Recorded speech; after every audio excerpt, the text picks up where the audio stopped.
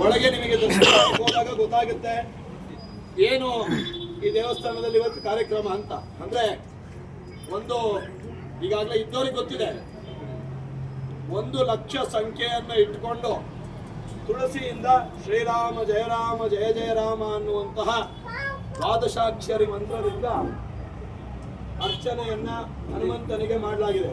ಹಾಗಾಗಿ ಪುಷ್ಪಯಾಗಾದಿಗಳು ಇದನ್ನೆಲ್ಲ ಮಾಡಿದಾಗ ಒಂದು ರೀತಿಯ ಸುವಾಸನೆ ಗಂಧದಿಂದ ಅಲ್ಲ, ಒಂದು ರೀತಿಯ ಸುವಾಸನೆ ಇಡೀ ಮಂದಿರವನ್ನ ಆವರಿಸಿರುತ್ತೆ ಅಂತ.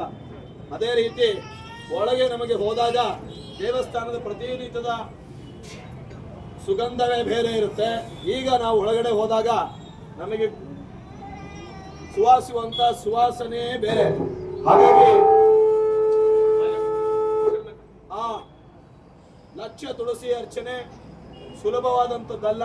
ನಾಳೆ ಮಾಡಬೇಕು ಅಂತ ಹೇಳಿದ್ರು, ಎಷ್ಟೇ ಕೋಟಿ ಖರ್ಚು ಮಾಡ್ತೀವಿ ಅಂತ ಹೇಳಿದ್ರು, ನಮಗೆ ಅದನ್ನು ಮಾಡಲಿಕ್ಕೆ, ವ್ಯವಸ್ಥೆ ಮಾಡಲಿಕ್ಕೆ, ಅದಕ್ಕೊಂದು ಸಂಕಲ್ಪ ಮಾಡಲಿಕ್ಕೆ ಕಷ್ಟ ಆಗುತ್ತೆ. ಕಾರಣ ಹಣದ ಮೇಲೆ ಯಾವುದೇ ಕೆಲಸ ಆಗೋದಿಲ್ಲ. ಅಥವಾ ನನ್ನ ಹತ್ರ ಬಲ ಇದೆ, ರಾಜಕೀಯ ಇದೆ ಅಂತ ಹೇಳಿಯೋ ಎಷ್ಟೋ ಕೆಲಸಗಳು ಆಗೋದಿಲ್ಲ. ಬೇರೆ ಕೆಲಸಗಳಾಗ್ಬೋದು, ಆದ್ರೆ ಭಗವಂತನ ಕೆಲಸ ಭಕ್ತರಿಂದ ಮಾತ್ರ ಸಾಧ್ಯ ಅಂತ. ಎಲ್ಲಿ ಭಕ್ತಿ ಇರುತ್ತೆ ಅಲ್ಲಿ ಮಾತ್ರ ನಡೆಯುತ್ತೆ. ನಮ್ಮಿಂದ ಯಾರಿಂದನೂ ಅಲ್ಲ, ನನ್ನಿಂದನೂ ಅಲ್ಲ, ಯಾರೋ ಒಬ್ಬ ವ್ಯಕ್ತಿಯಿಂದ ಅಲ್ಲ. ಹಾಗಾಗಿ ಯಾವ ವ್ಯಕ್ತಿಯಿಂದನೂ ಅಲ್ಲ. ಹೇಳಿದ ಕೂಡಲೇ ತರಬೇಕು ಅನ್ನುವಂಥದ್ದು ಯಾವುದೂ ಇಲ್ಲ, ಹೇಳಿಯೂ ಇಲ್ಲ ತನ್ನಿ ಅಂತ. ತರಬಹುದು ಅಂತ ಹೇಳಿತ್ತಷ್ಟೇ.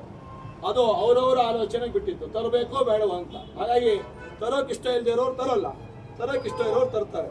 ತರೋಕೆ ಇಷ್ಟ ಇರೋರೇ ಈ ಪ್ರಮಾಣದಲ್ಲಿ ಭಕ್ತರಿರ್ಬೇಕಾದ್ರೆ ನಮಗೆ ಬೇರೆಯವರ ಅವಶ್ಯಕತೆ ಯಾಕೆ? ಹಾಗಾಗಿ ಭಕ್ತಿಗೆ ಭಗವಂತ ಒಲಿತಾನೆ ಅನ್ನೋದಕ್ಕೆ ಇವತ್ತು ಪರಿಪೂರ್ಣವಾದಂಥ ಸಾಕ್ಷಿ.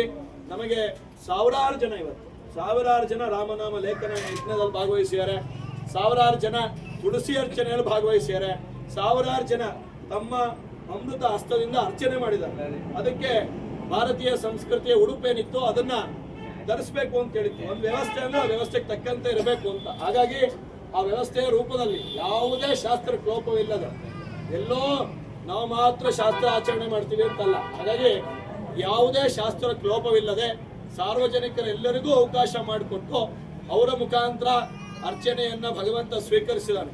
ನಾವ್ಯಾರು ಮಾಡಿಸ್ಲಿಕ್ಕೆ ಸಾಧ್ಯ ಇಲ್ಲ. ಭಗವಂತ ಸ್ವೀಕರಿಸಬೇಕಾದ್ರೆ ನಾವ್ಯಾರು ವಿರೋಧ ಮಾಡಕ್ಕೆ. ಹಾಗಾಗಿ ಆ ಭಗವಂತ ಅದನ್ನು ಸ್ವೀಕರಿಸಿದಾನೆ.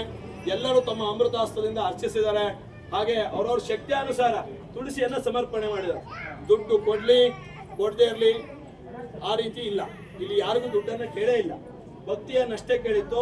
ನಿಮ್ಮ ಹೊರಗಡೆ ಇರುವಂತ ಗಾಡಿಗಲ್ಲ, ಭಕ್ತಿ ಮತ್ತೆ ಶ್ರದ್ಧೆಗೆ ಅಷ್ಟೇ ಗೌರವ ಅಂತ ಹೇಳಿತ್ತು. ಆ ಶ್ರದ್ಧಾಪೂರ್ವಕವಾಗಿ ಬಹಳಷ್ಟು ಜನ ತಮ್ಮ ತಮ್ಮ ಮನಪೂರ್ವಕವಾಗಿ ಸಲ್ಲಿಸಿದ ಸೇವೆಯಿಂದ ಇವತ್ತು 1,00,000 ತುಳಸಿ ಅರ್ಚನೆ ಭಗವಂತನ ಪಾದದಲ್ಲಿ ತಲುಪಿದೆ. ಹಾಗಾಗಿ ಎಲ್ಲರ ಕುಟುಂಬವನ್ನ ಹನುಮಂತ ದಾರಿದ್ರ್ಯಗಳಿಂದ ಮುಕ್ತಿಯನ್ನ ಕೊಟ್ಟು ಕುಟುಂಬವನ್ನ ಕಾಪಾಡಲಿ ಅಂತ ಹೇಳಿ ಎಲ್ಲರೂ ಹೇಳಿ ಅಸಾಧ್ಯ ಸಾಧಕ ಸ್ವಾಮಿನ್ ಅಸಾಧ್ಯ